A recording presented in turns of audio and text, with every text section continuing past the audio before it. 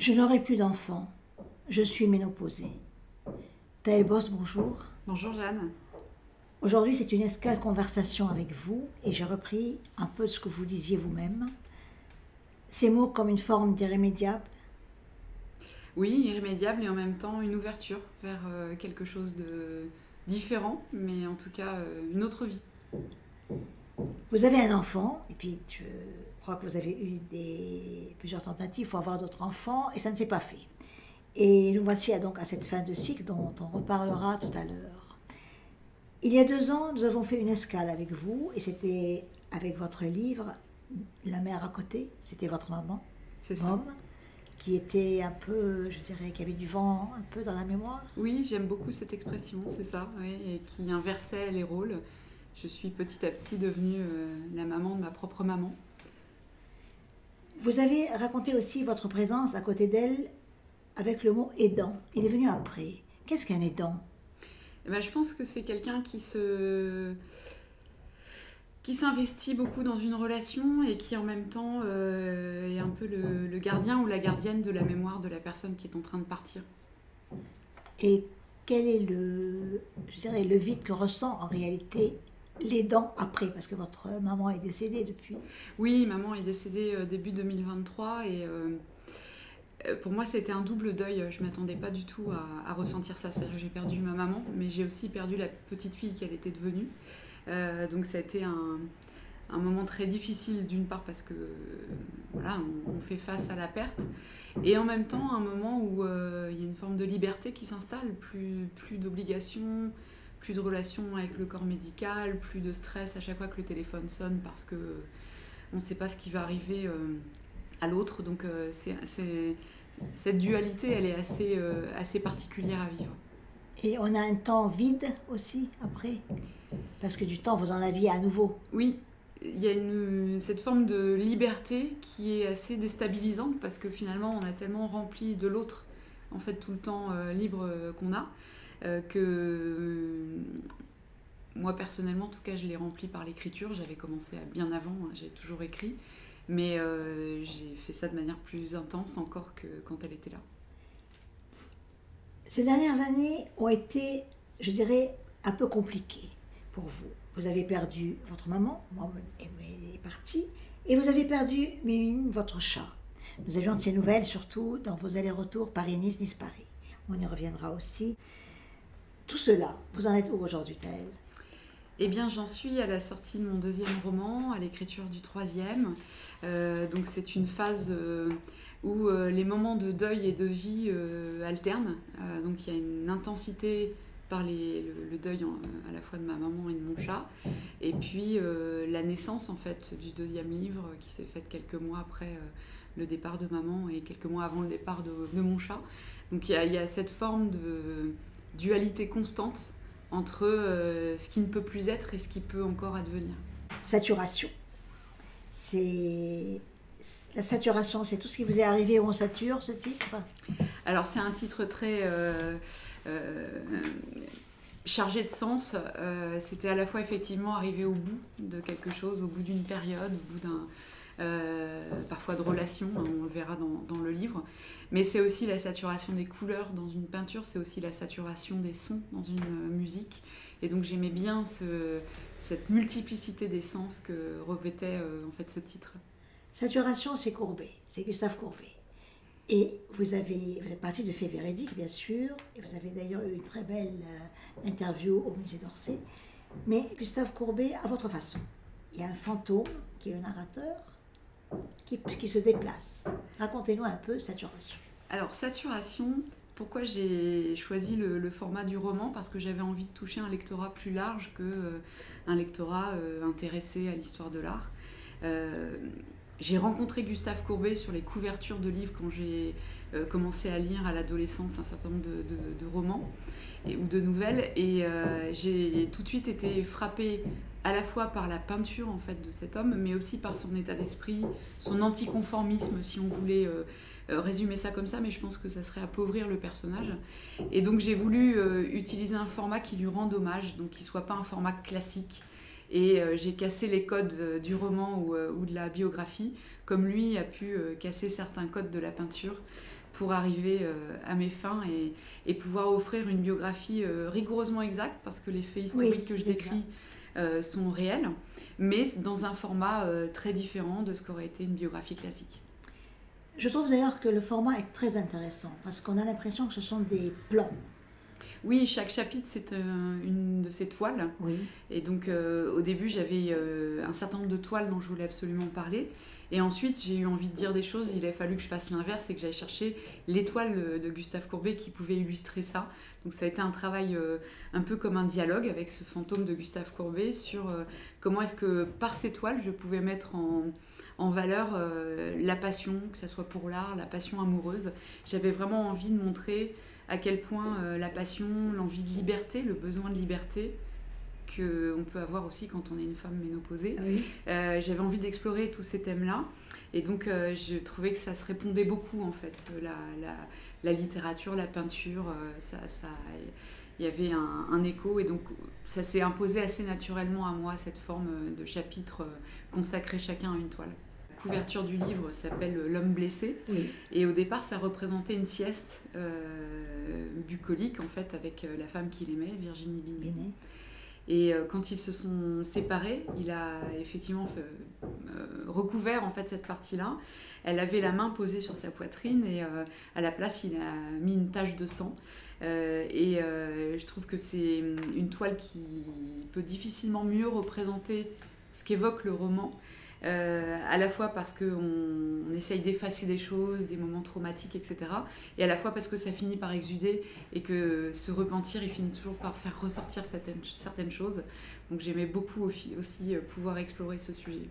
Pour vous, c'est un contestataire? C'est quelqu'un qui a marqué? Oui, alors il est aujourd'hui coincé entre la peinture classique et l'impressionnisme, oui. Mais en réalité, si Gustave Courbet n'a pas existé, l'impressionnisme n'existe pas, parce qu'il casse tellement les codes de la peinture, il s'autorise à peindre des scènes de vie ordinaires là où, dans les formats dans lesquels il peignait, on ne pouvait pas peindre autre chose que des scènes historiques, des personnages célèbres ou des scènes religieuses. Et donc il va aller vraiment faire exploser en fait toutes ces conventions de peinture. Et c'est vraiment quelque chose que j'avais envie de mettre en avant pour montrer à quel point à la fois c'est important de tracer son chemin et à la fois ça peut avoir un prix. Quand on fait certains choix dans la vie, quel que soit le choix qu'on fait, finalement il faut être prêt à en payer le prix, en avoir conscience aussi. On paye toujours le prix, ouais, de tout ce qu'on fait. Ouais. Enfin, c'est ma conviction, oui, et oui. Quelque part sa vie le prouve aussi. Oui. Virginie Binet, moi je l'avais lu dans Le modèle oublié de Pierre Perrin, oui. Où il a bien sûr parlé du peintre, de la vie du peintre, Ornans, et en même temps il a parlé de Virginie Binet. Virginie Binet était une révolutionnaire aussi. Oui, je pense que c'est pas un hasard en fait, oui. On attire certains profils de personnes. Alors, je pense pas que Courbet c'est un révolutionnaire dans l'objectif de tout casser en fait. Il était vraiment dans un objectif de paix. C'était vraiment quelqu'un, un pacifiste. C'était quelqu'un qui avait un grand sens de la justice aussi. C'était le seul garçon de sa fratrie. Et d'ailleurs, on dit fratrie oui. Alors qu'il y a un seul garçon. Et il était très attentif à ce que ses parents ne le favorisent pas lui par rapport à ses sœurs dans leur héritage, dans leur façon de s'occuper de leurs enfants. Et puis après, son regard sur le corps des femmes aussi. Et très récemment, on a retrouvé, par hasard, dans une bibliothèque à Besançon, une correspondance alors amoureuse mais très très explicite visiblement. Moi j'ai pas eu accès encore à un oui. Texte, mais qui dessine aussi un peintre très féministe sans le revendiquer, mais voilà, tous ces aspects de sa personnalité, c'est vraiment des choses qui m'ont toujours extrêmement touchée. Quel est le tableau qui vous touche le plus? Alors celui qui me touche peut-être le plus parce que c'est le premier que j'ai vu, c'est Le Désespéré. Ce regard à la fois très intense, très fou. C'est une toile qu'on voit beaucoup où il a la main portée au-dessus de la tête. Cette toile me touche énormément. Et après, il y a une autre toile que j'aime beaucoup, ce sont les baigneuses. En fait, on voit une femme de dos qui est en train de rentrer, qui est nue et qui est en train de rentrer dans un cours d'eau. Et j'aime beaucoup ce qu'il en représente parce qu'il n'est pas dans une version idéalisée du corps féminin. Il apporte vraiment une attention à la fois sublimée sans que ce soit une beauté esthétique comme on peut l'entendre avec pas de graisse, les pieds propres, etc. Lui, il la dessine les pieds sales puisqu'elle a l'épée dans la terre, elle a des capitons et malgré tout c'est une toile qui est d'une intensité incroyable et j'aime beaucoup cet aspect regard du désir qui rend la femme belle sur la toile alors qu'elle ne correspond pas à des codes de beauté classiques. Saturation reçoit ce soir un prix, n'est-ce pas? Alors, dites-nous un peu plus parce que oui, c'est le prix Aleph. C'est ça, Saturation est le lauréat du prix Aleph Écriture donc 2024. Et c'est une grande fierté pour moi de voir reconnaître dans la catégorie roman. Oui, de Laurence Biava, c'est bien ça. C'est ça. Et c'est une grande fierté de pouvoir reconnaître en fait ce format que j'ai choisi. Et de pouvoir explorer finalement au travers d'un roman et d'une fiction des choses réelles. Donc ouais, c'est un grand bonheur pour moi. La couverture est très belle. Qui a conçu la couverture? Alors c'était conçu avec ma maison d'édition, Anne Carrière. Et, c'est comme un labyrinthe. Ouais, c'est ça. Et moi j'avais vraiment envie que, évidemment, ce soit une des toiles de Courbet qui soit sur la couverture. On a évoqué plusieurs toiles. Ensuite, il y a une espèce de labyrinthe, toute pixelisation de la couverture qui fait qu'il y a une forme de déconstruction et je trouve que ça représente aussi beaucoup la déconstruction que Courbet a apportée à cette toile lui-même et aussi ce qu'il a fait en fait dans la peinture, dans les codes de peinture, quoi. Est-ce que vous utilisez le mot déconstruction?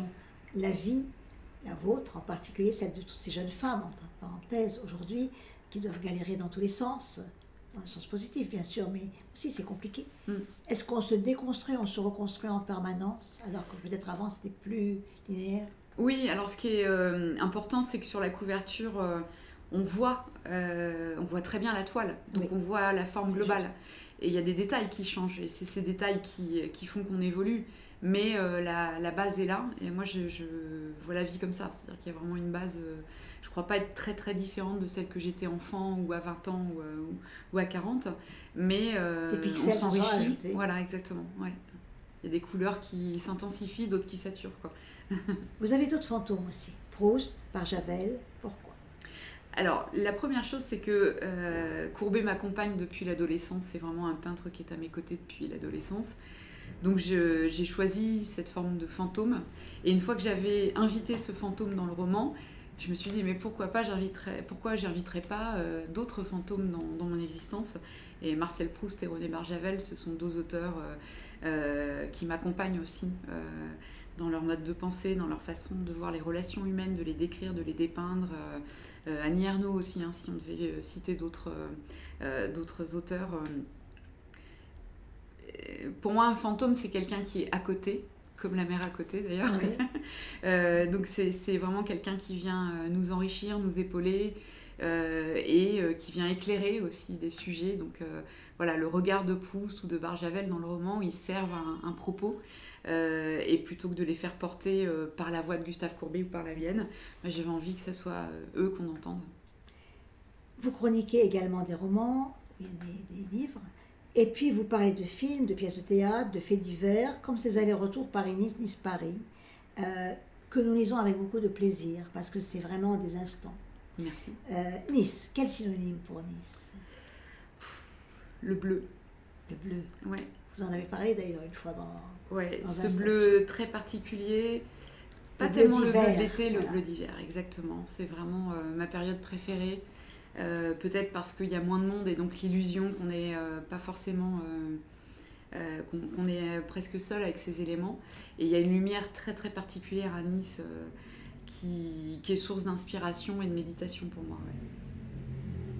J'arrive à la ménopause. On va en parler un peu plus longuement. La ménopause, pour ma génération, on n'en parlait pas. Mais on n'en parlait pas parce qu'on avait honte ou quoi que ce soit, mais on n'en parlait pas, point. Aujourd'hui, c'est une bascule dans la vie.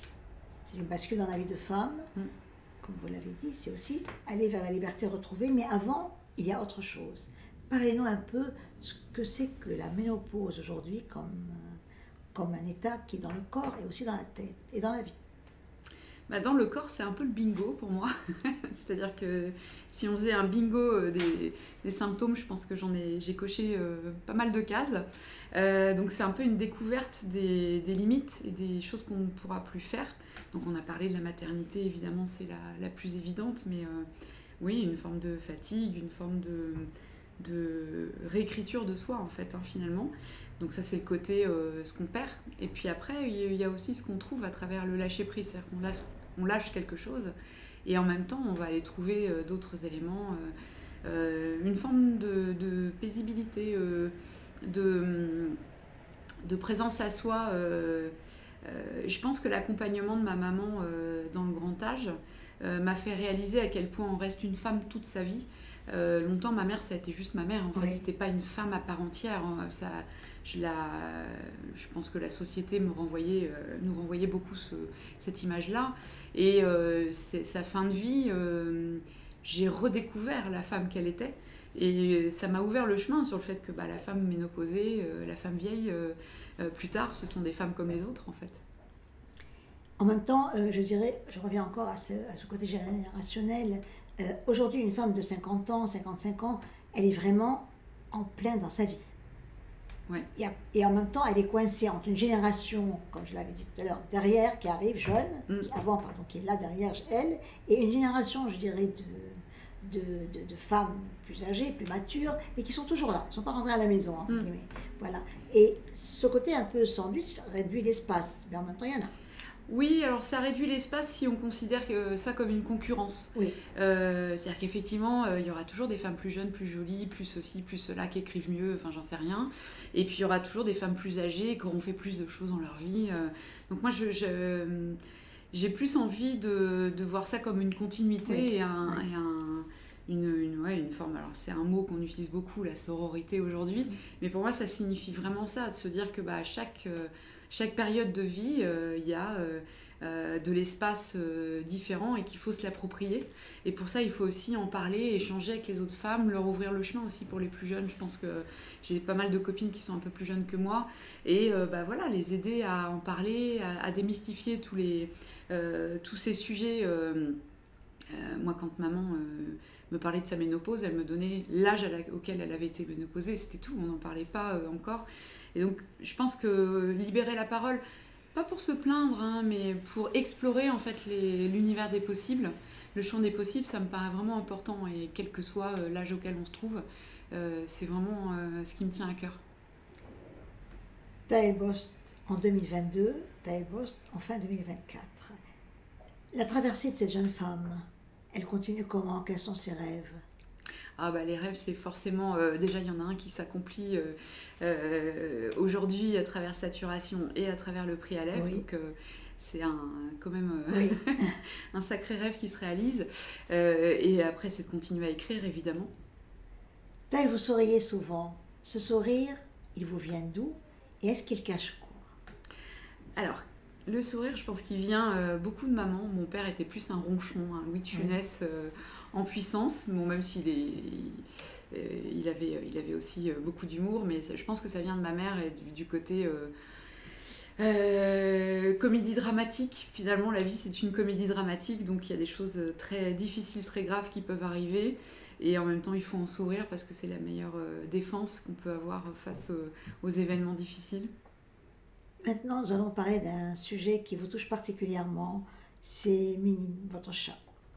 En septembre, c'est ça? Oui, en août. En août, voilà. Alors, vous avez écrit un très beau texte, j'avais gardé à l'époque parce que m'avait beaucoup touché. Je vais vous proposer, si vous l'acceptez, de le lire. Je sais que ça vous émeut, mais je voudrais que vous le lisiez si vous l'acceptez. Merci. Près de 16 années que j'habitais chez toi.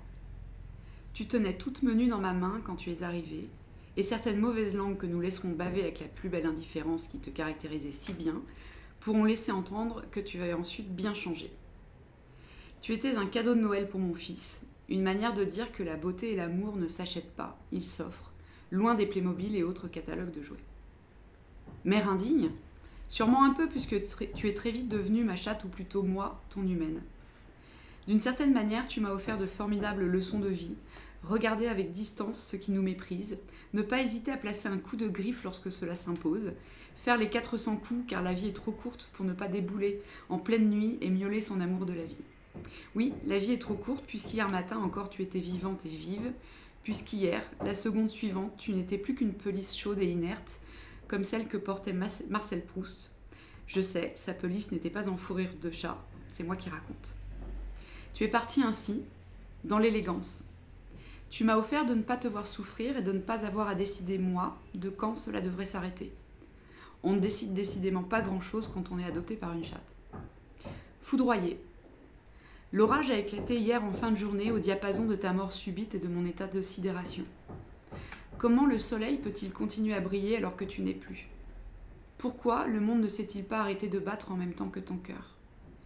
Qui a inventé cette stupide durée de vie aussi courte? Sûrement le même qui a inventé les collants.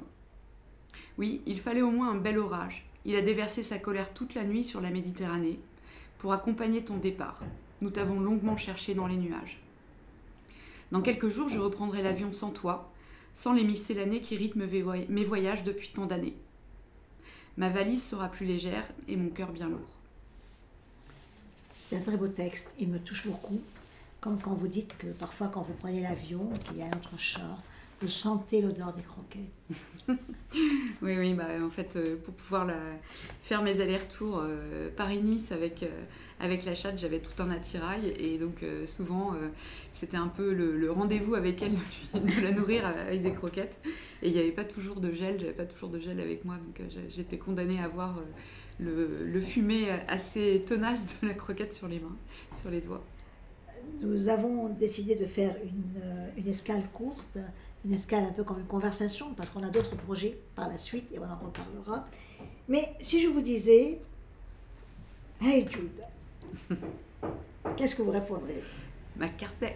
Oui, vous y étiez? Oui, j'étais au concert. Alors on chante un peu? Allez, on y va. Allez, allez-y. Hey Jude, don't let me down. Take the sad song and make it better. Remember, na na na na na na na na na na to make it better. Bon, j'ai pas les paroles avec moi. J'aime beaucoup cette chanson. Elle veut beaucoup dire et en même temps c'est les Beatles quand même. Ouais, c'est voilà. ça. Ouais. Taël, merci beaucoup. Merci, vraiment, Jeanne. C'était un moment très émouvant, peut-être court mais émouvant. Et comme on l'a dit, on a d'autres projets, on fera d'autres choses après. Et bravo encore pour ce prix formidable. Merci voilà. beaucoup. Merci. Et grand merci. Merci. Merci beaucoup. Merci infiniment.